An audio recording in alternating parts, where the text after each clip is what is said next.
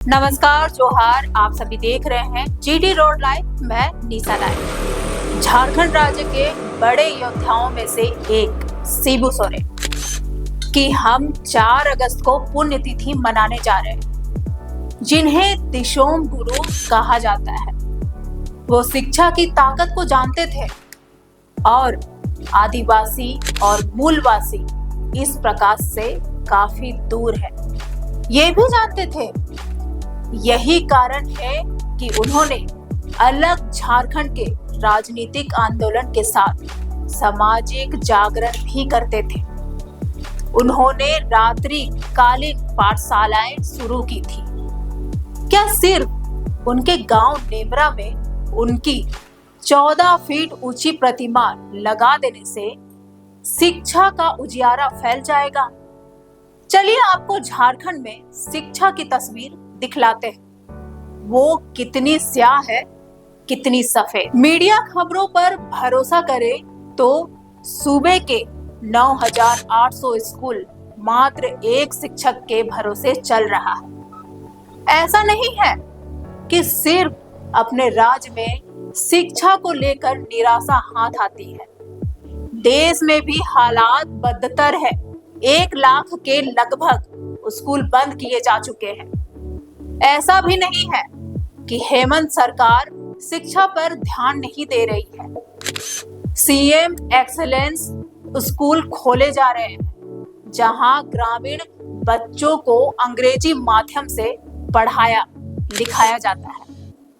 लेकिन सवाल है, जब पहले से ही स्कूल है, उस पर तो ध्यान दे दीजिए साहब। क्या कई जगह बच्चे खुले आसमान में पढ़ने को विवश है। कहीं भवन है तो कमरे कम है, और कहीं कमरे हैं तो बरसात में उसकी छत झरना बन जाया करती है। शिक्षकों का टोटा ही है।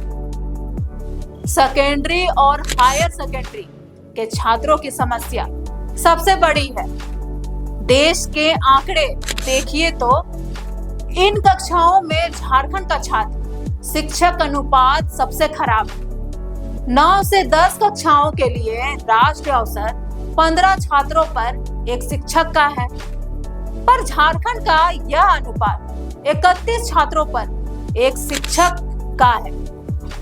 इसी प्रकार 11 से 12 कक्षा में राष्ट्रीय औसत 23 है, पर झारखंड में एक शिक्षक के जिम्मे 52 छात्र हैं।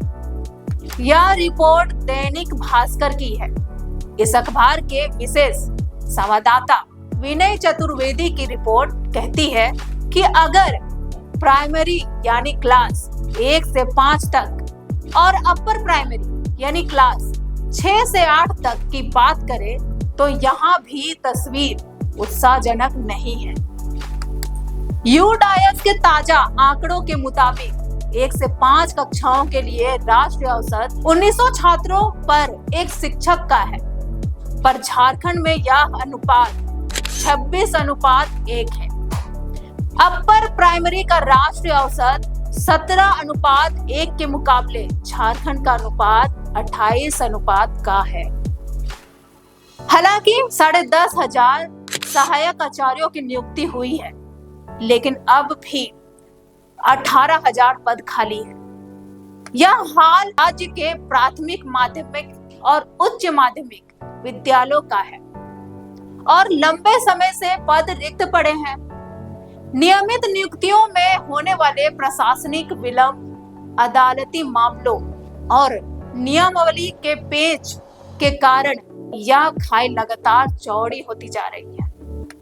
शिक्षकों की इस भारी कमी के कारण एक ही शिक्षक को कई विषयों और कक्षाओं की जिम्मेदारी संभालनी पड़ती है।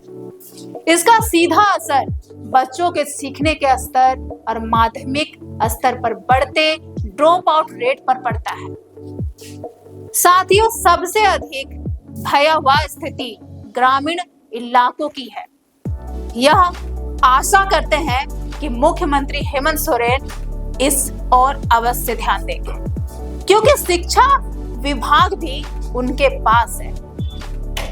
तो साथियों, आपने देखा, सुना, समझा।